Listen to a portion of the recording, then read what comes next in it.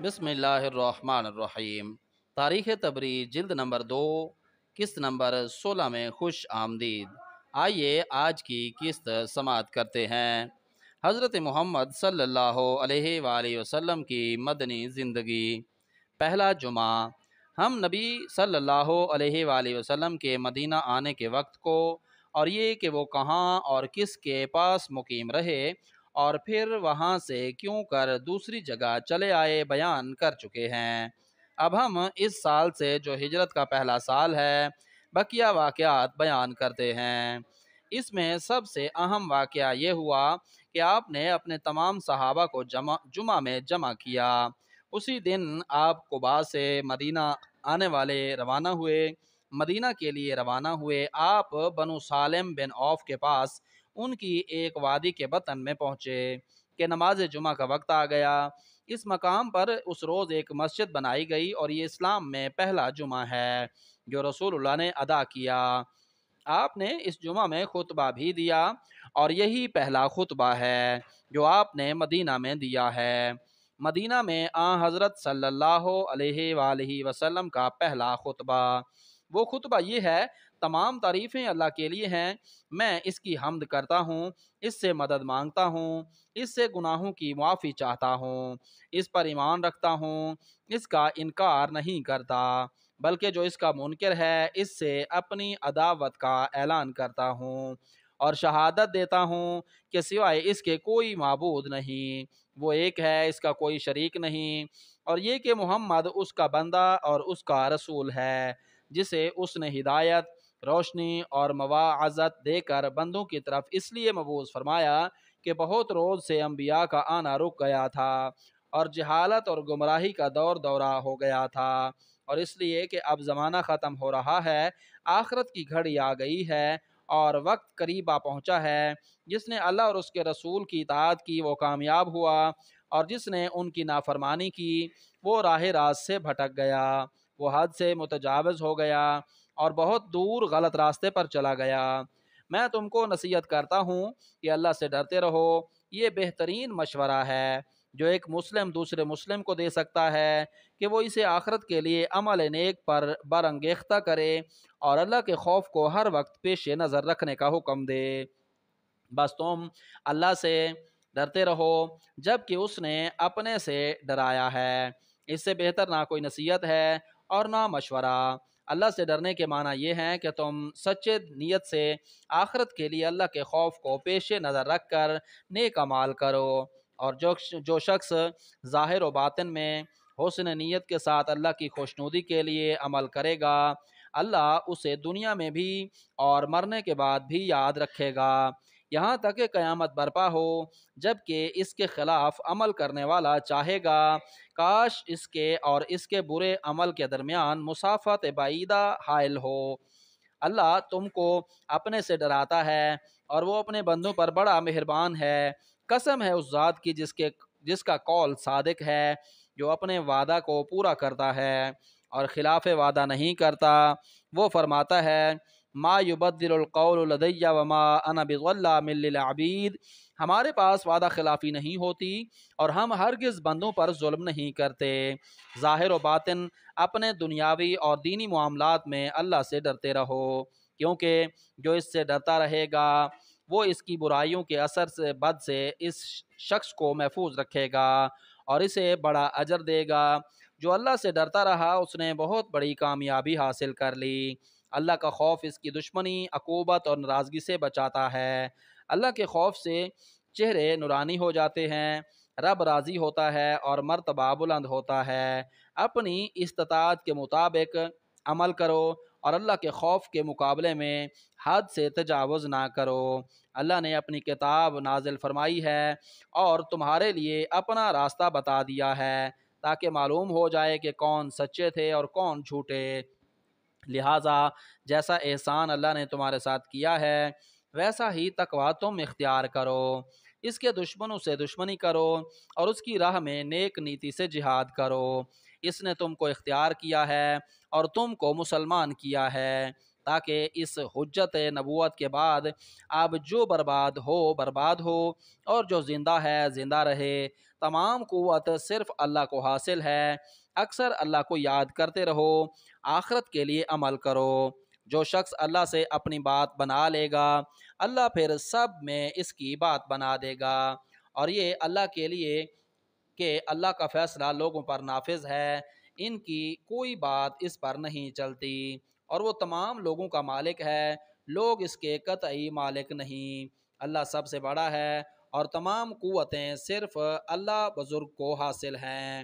ناقہ رسول صلی اللہ علیہ وآلہ وسلم۔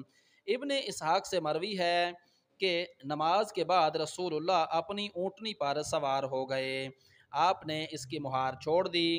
جس انصاری کے گھر سے وہ گزرتی، لوگ آپ کو اپنے یہاں فروکش ہونے کی دعوت دیتے اور عرض کرتے کہ آپ ہمارے پاس فروکش ہوں، ہماری تعداد بھی زیادہ ہے اور ہر طرح کی آسائش اور سامان راحت مہیا ہے۔ رسول اللہ فرماتے، اس کی مہار چھوڑ دو، یہ اونٹنی اللہ کی طرف سے مامور ہے۔ اسی طرح ہوتے ہوتے وہ اونٹنی اس مقام پر آئی جہاں اب مسجد نبوی ہے، اور مسجد کا جہاں اب دروازہ ہے وہاں بیٹھ گئی، اور اس وقت وہ جگہ اونٹوں کا استبل تھا جو بنو النجار کے دو یتیم بچوں سہل اور سہیل کی، جو عمر بن عبادہ بن سالبہ بن غنم بن مالک بن النجار کے بیٹے اور معاذ بن افرا کی تولیت میں زیر پرورش تھے، ملکیت تھی۔ اونٹنی بیٹھ گئی مگر رسول اللہ اب بھی اس پر سے نہ اترے۔ پھر وہ کھڑی ہوئی اور تھوڑی دور چل کر اس وقت اس کی مہار بالکل چھوٹی ہوئی تھی۔ رسول اللہ نے اسے نہیں موڑا بلکہ وہ خود ہی مڑ کر پھر اسی جگہ جہاں پہلے آ کر بیٹھی تھی واپس آئی اور بیٹھ گئی، اور اس نے اپنے دونوں پچھلے پاؤں بھی جما دیے۔ تب رسول اللہ اترے۔ ابو ایوب نے آپ کی کاٹھی اٹھائی اور اسے اپنے گھر میں رکھا۔ تمام انصار نے آپ سے اپنے یہاں قیام کی استدعا کی، مگر آپ نے کہا کہ آدمی وہی جہاں اس کا کجاوا۔ اس طرح اب آپ ابو ایوب خالد بن زید بن کلیب کے پاس بنو غنم بن النجار میں فروکش ہو گئے۔ مسجد نبوی۔ ابو جعفر کہتے ہیں کہ رسول اللہ نے پوچھا کہ یہ اونٹوں کا باڑہ کس کا ہے؟ معاذ بن افرا نے آپ سے کہا کہ یہ دو یتیموں کا ہے جو میرے زیر تربیت ہیں، میں ان کو راضی کر لوں گا۔ تب رسول اللہ نے حکم دیا کہ مسجد بنائی جائے، اور آپ اپنی مسجد اور مکانات کے بننے تک ابو ایوب کے پاس مہمان رہے۔ یہ بھی بیان کیا گیا ہے کہ مسجد کی زمین کو آپ نے خرید لیا اور پھر مسجد بنائی، مگر ہمارے نزدیک صحیح بات یہ ہے جو انس بن مالک سے مروی ہے کہ مسجد نبوی کی زمین بنو النجار کی تھی، اس میں کھجور کے درخت، کھیتی اور کچھ قبریں زمانہ جاہلیت کی تھیں۔ رسول اللہ نے ان سے کہا کہ قیمت لے کر یہ جگہ مجھے دے دی جائے۔ انہوں نے کہا سوائے اللہ کی خوشنودی کے ہم اس کی کوئی قیمت نہیں چاہتے۔ تب رسول اللہ نے حکم دیا کہ کھجور قطع کر دی جائیں، چنانچہ کھجور کاٹ دی گئیں، کھیتی برباد کی گئی اور قبروں کو اکھاڑ دیا گیا۔ مسجد کی تعمیر سے قبل رسول اللہ بھیڑوں کے باڑوں میں جہاں نماز کا وقت آ جائے وہیں نماز پڑھ لیتے تھے۔ ابو جعفر کہتے ہیں کہ اب مسجد کی تعمیر کا کام خود رسول اللہ نے اپنے ذمہ لیا اور آپ کے تمام صحابہ مہاجرین اور انصار نے اپنے ذمہ لیا۔ اسد بن زرارہ کی وفات۔ اسی سال مسجد قباء بنائی گئی۔ رسول اللہ کے مدینہ آنے کے بعد مسلمانوں میں سب سے پہلے کلثوم بن حدم آپ کے مکان کے مالک کا انتقال ہوا۔ آپ کے مدینہ آنے کے بعد تھوڑے دن بعد ہی ان کا انتقال ہو گیا۔ اس کے بعد اسی سال ابو امامہ اسد بن زرارہ نے وفات پائی۔ ابھی رسول اللہ مسجد کی تعمیر سے، جسے آپ نے کھجور کی شاخوں اور کوکرموں تھے کہ پتوں سے پاٹا تھا، فارغ نہیں ہوئے تھے کہ ابو امامہ کا انتقال ہو گیا۔ ان کے متعلق رسول اللہ نے فرمایا کہ ابو امامہ کی موت بہت ہی بے موقع ہوئی۔ یہود اور عرب کے منافق کہتے ہیں کہ اگر محمد نبی ہوتے تو ان کا آدمی نہ مرتا، حالانکہ اللہ کے یہاں نہ اپنے لیے اور نہ اپنے کسی کے لیے میری کچھ نہیں چلتی۔ انس رضی اللہ عنہ سے مروی ہے کہ رسول اللہ نے اسد بن زرارہ کو کانٹوں سے جلا ڈالا۔ بنو النجار کے نقیب عاصم بن عمرو بن قتادہ الانصاری سے مروی ہے کہ اسد بن زرارہ کے مرنے کے بعد بنو النجار رسول اللہ کے پاس آئے۔ یہ ابو امامہ ان کا نقیب تھا اور عرض پرداز ہوئے کہ آپ کو معلوم ہے کہ اس شخص کی مرتبت ہم میں کیا تھی، آپ ہم میں سے کسی کو اس کی جگہ مقرر فرما دیں تاکہ جو خدمات وہ انجام دیتا تھا یہ ہمارے لیے انجام دینے لگے۔ رسول اللہ نے فرمایا تم میرے نانحالی رشتہ دار ہو، میں تم میں سے ہوں اور اب میں تمہارا نقیب بن جاتا ہوں۔ راوی کہتا ہے کہ رسول اللہ کو یہ بات پسند نہ آئی کہ آپ ان میں سے ایک کو ترجیح پر ترجیح دیتے، اس لیے بنو النجار اس بات کو بھی اپنے اور قبیلوں کے سامنے فخریہ بیان کرتے تھے کہ خود رسول اللہ ان کے نقیب بنے۔ اس سال ابو یحییٰ نے طائف میں اپنی جائیداد میں انتقال کیا اور ولید بن المغیرہ اور عاص بن وائل السہمی نے مکہ میں انتقال کیا۔ حضرت عائشہ بنت ابو بکر رضی اللہ عنہ اس سال بعض راویوں کے بیان کے مطابق مدینہ آنے کے 18 ماہ بعد ذی القعدہ میں رسول اللہ حضرت عائشہ کے ساتھ شب باش ہوئے۔ بعض راویوں نے کہا ہے کہ مدینہ آنے کے 17 ماہ بعد ماہ شوال میں رسول اللہ حضرت عائشہ کے ساتھ شب باش ہوئے۔ ہجرت سے 3 سال قبل مکہ میں حضرت خدیجہ کی وفات کے بعد رسول اللہ کا نکاح حضرت عائشہ سے ہو گیا تھا۔ اس وقت ان کی عمر 6 سال تھی۔ 7 سال بھی بیان کی گئی ہے۔ حضرت عائشہ کے فضائل۔ عبداللہ بن صفوان اور ایک اور صاحب حضرت عائشہ کے پاس آئے۔ عائشہ نے پوچھا کیا تم نے حفصہ کی حدیث سنی ہے؟ اس نے کہا ہاں، ام المومنین۔ عبداللہ بن صفوان نے پوچھا وہ کیا ہے؟ حضرت عائشہ نے کہا اللہ نے مجھے 9 خصوصیات ایسی عطا فرمائی ہیں جو کسی اور عورت کو نصیب نہیں ہوئیں۔ البتہ اللہ نے حضرت مریم بنت عمران کو جو مرتبہ عطا فرمایا وہ علیحدہ رہا، اور یہ بات کچھ میں اپنی ہمسروں پر اظہار فخر کے لیے نہیں کہتی۔ عبداللہ بن صفوان نے پوچھا وہ کیا خصوصیات ہیں؟ عائشہ نے کہا فرشتہ میری صورت میں اترا، میری عمر 7 برس کی تھی کہ رسول اللہ نے مجھ سے نکاح کیا، میری عمر 9 برس کی تھی کہ مجھے آپ کی خدمت میں بھیج دیا گیا، صرف میں باقرہ تھی جس سے رسول اللہ نے شادی کی، سوائے آپ کے اور کوئی میرا خاوند نہیں ہوا۔ جب آپ اور میں ایک لحاف میں لیٹے ہوتے تھے اسی حالت میں آپ پر وحی آیا کرتی تھی، مجھے آپ سب سے زیادہ چاہتے تھے۔ میری برات میں قرآن کی آیت نازل ہوئی، حالانکہ موقع ایسا آ گیا تھا کہ امت تباہ ہو جاتی۔ میں نے جبرائیل کو دیکھا، میرے سوا آپ کی کسی اور بیوی کو یہ شرف حاصل نہ ہو سکا۔ آپ کی روح میرے گھر میں قبض کی گئی جبکہ وہاں سوائے فرشتے اور میرے کوئی اور آپ کے پاس نہ تھا۔ ابو جعفر کہتے ہیں کہ حضرت عائشہ سے رسول اللہ نے شوال میں نکاح کیا تھا، اور جب کبھی بھی آپ پہلی مرتبہ ان کے ساتھ شب باش ہوئے وہ شوال ہی کا مہینہ تھا۔ اس کے متعلق حسب ذیل روایتیں آئی ہیں۔ عائشہ سے مروی ہے کہ رسول اللہ نے شوال میں مجھ سے نکاح کیا، شوال ہی میں وہ مجھ سے ہم بستر ہوئے۔ اسی وجہ سے حضرت عائشہ اس بات کو زیادہ پسند کرتی تھی کہ ان کے یہاں کی عورتوں کی شادی شوال میں ہوا کرے۔ دوسرے سلسلے سے حضرت عائشہ سے مروی ہے کہ رسول اللہ نے شوال میں مجھ سے نکاح کیا اور شوال ہی میں آپ میرے ساتھ شب باش ہوئے، اور کسی آپ کی بیوی کو مجھ سے زیادہ آپ سے تمتع کرنے کا موقع نہیں ملا۔ اسی وجہ سے حضرت عائشہ اس بات کو پسند کرتی تھی کہ ان کے یہاں کی بیویوں کی شادی شوال میں ہو۔ ابو جعفر کہتے ہیں کہ بیان کیا گیا ہے کہ ماہ شوال میں بدھ کے دن رسول اللہ حضرت عائشہ کے ساتھ سخ میں ابو بکر کے گھر میں شب باش ہوئے۔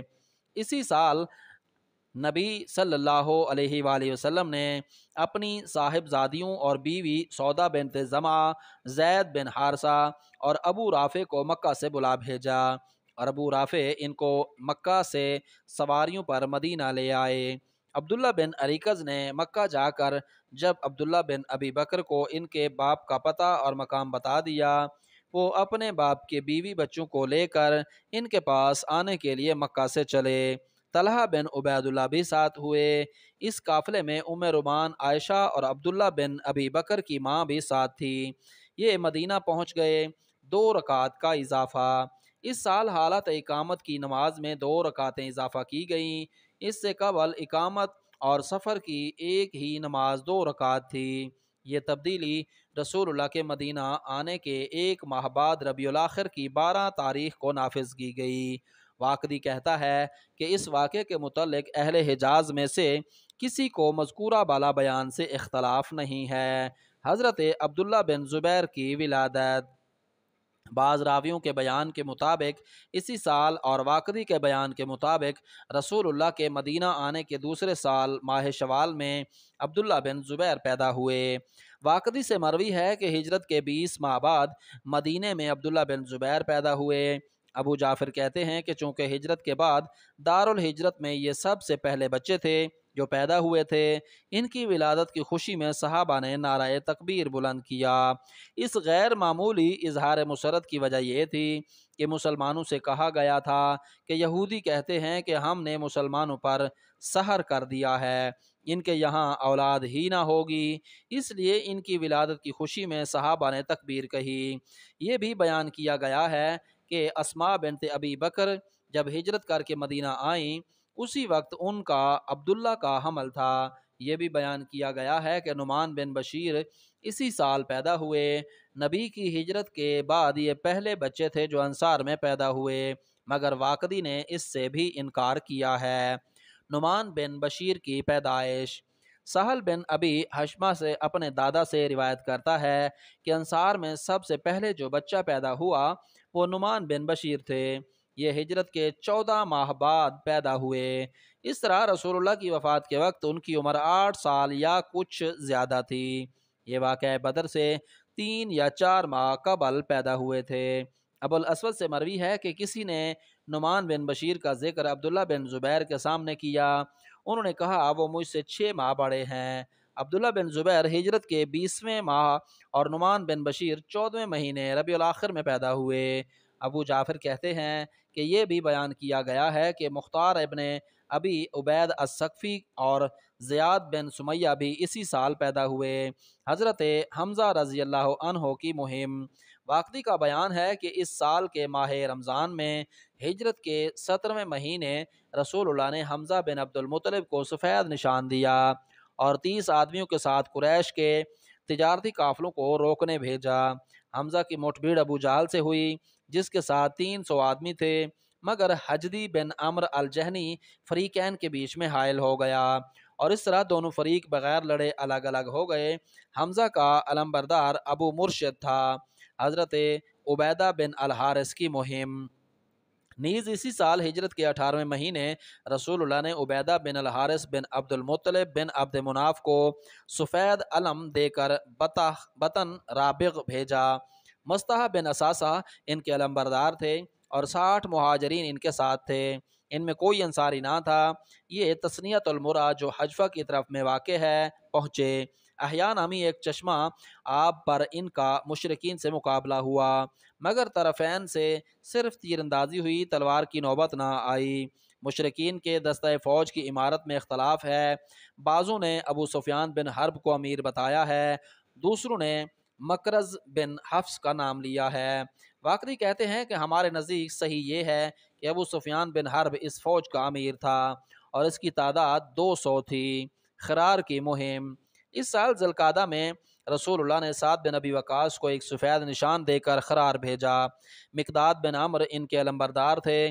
ان کے متعلق خود سعد سے مروی ہے کہ میں 20 یا 21 آدمیوں کے ساتھ پیدل خرار روانہ ہوا۔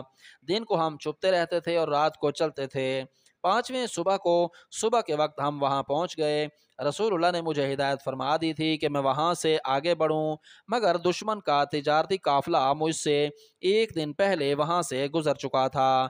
ان کی تعداد 60 تھی اور میرے ساتھ سب کے سب مہاجرین تھے۔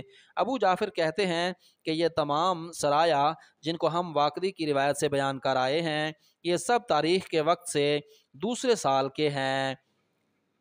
غزوہ ابوا محمد بن اسحاق نے بیان کیا ہے کہ 12 ربیع الاول کو رسول اللہ مدینہ تشریف لائے، اور اس ربیع الاول کا بقیہ حصہ ماہ ربیع الاخر، جمادی الاولیٰ، جمادی الاخر، رجب، شعبان، رمضان، شوال، ذیقعدہ اور ذی الحجہ اور محرم آپ نے مدینہ ہی میں قیام فرمایا۔ اس سال کا حج مشرکین ہی کے اہتمام میں ہوا۔ مدینہ آنے کے 12ویں مہینے سفر میں آپ جہاد کے لیے نکلے۔ قریش اور بنو زمرہ بکر بن عبد منات بن کنانہ کی نیت سے ودان آئے، یہ ہی غزوہ ابوا ہے۔ بنو زمرہ کے رئیس مخشہ بن عمر نے، جو خود اسی قبیلے کا تھا، آپ سے مصالحت کر لی۔ آپ بغیر کسی نقصان کے مدینہ واپس آ گئے۔ بقیہ ماہ سفر اور ربیع الاول کا ابتدائی حصہ آپ نے مدینہ میں بسر کیا۔ اسی قیام کے اثناء میں آپ نے عبیدہ بن الحارث بن المطلب کو 60 یا 80 شتر سوار مہاجرین کے ساتھ، جن میں کوئی انصاری نہ تھا، جہاد کے لیے روانہ کیا۔ یہ جماعت حجاز کے ایک چشمہ آب احیا نامی پر، جو تثنیۃ المرا کے ذریعے میں واقع ہے، پہنچی۔ یہاں قریش کی ایک بہت بڑی جماعت سے ان کا مقابلہ ہوا۔ جنگ تو نہ ہوئی، البتہ سعد بن ابی وقاص نے تیر پھینکا۔ یہ پہلا تیر تھا جو اسلام میں پھینکا گیا۔ اس کے بعد دونوں فریق مقابلہ سے پسپا ہوئے۔ مسلمانوں کے لیے عقبہ بچانے والی جماعت بھی تھی۔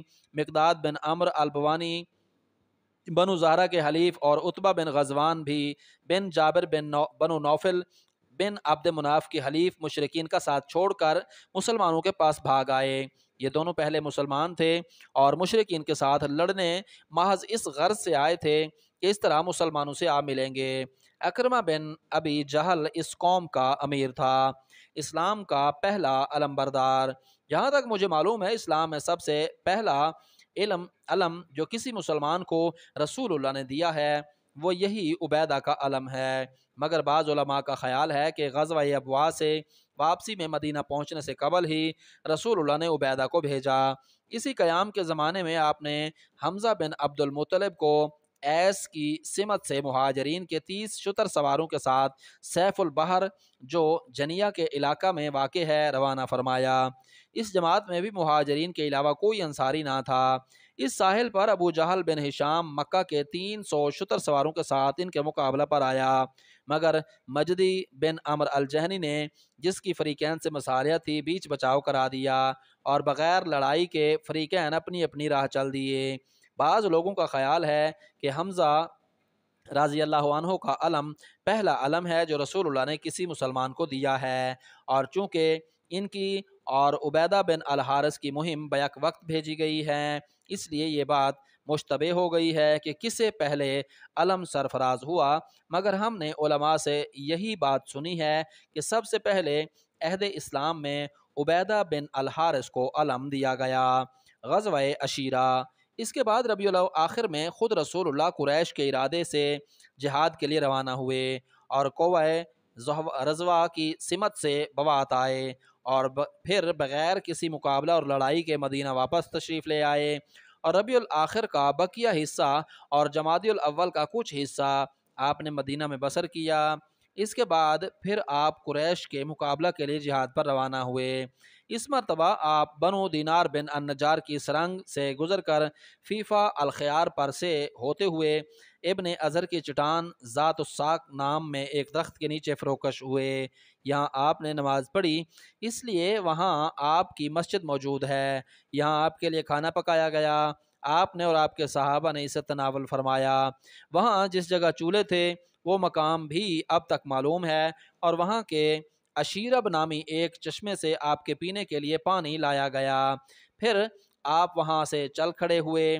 آپ نے خلائق کو اپنے بائیں جانب چھوڑا اور مشعبہ عبداللہ نامی گھاٹی کا راستہ اختیار کیا۔ یہ گھاٹی اب تک اسی نام سے مشہور ہے۔ اس کے بعد پھر آپ بائیں جانب ہو لیے اور وادی یلیل میں سے اتر کر اس کے اور وادی الزبوع کے سنگم پر فروکش ہوئے۔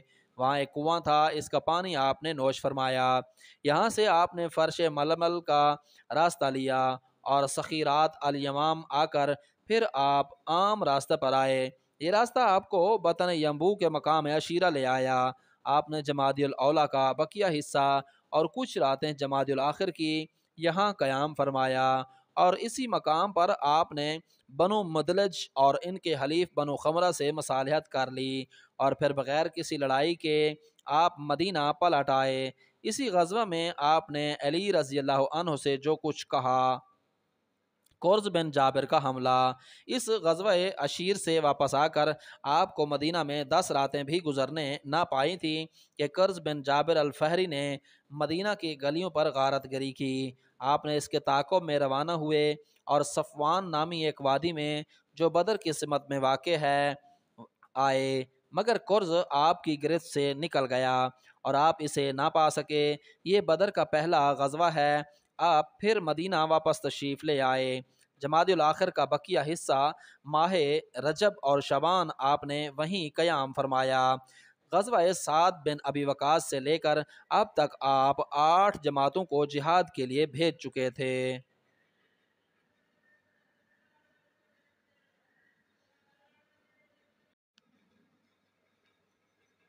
واقعی کے بیان کے مطابق اسی سال یعنی ہجرت کے پہلے سال ابو قیس بن الاسلط رسول اللہ کی خدمت میں آیا۔ آپ نے اسے اسلام کی دعوت دی۔ اس نے کہا یہ تو بہت عمدہ مذہب ہے جس کی آپ نے دعوت دی ہے، میں جا کر اس پر غور کرتا ہوں اور پھر آؤں گا۔ اس کے بعد عبداللہ بن ابی اس کے پاس گیا اور اس نے کہا معلوم ہوتا ہے کہ تم خزرج کے مقابلے سے پہلو تہی کرتے ہو اور اسی وجہ سے اسلام لانا چاہتے ہو۔ ابو قیس نے کہا اگر تمہارا یہ خیال ہے تو میں 1 سال تک مسلمان نہیں ہوتا۔ یہ اس سال کے ذوالقعدہ ہی میں مر گیا۔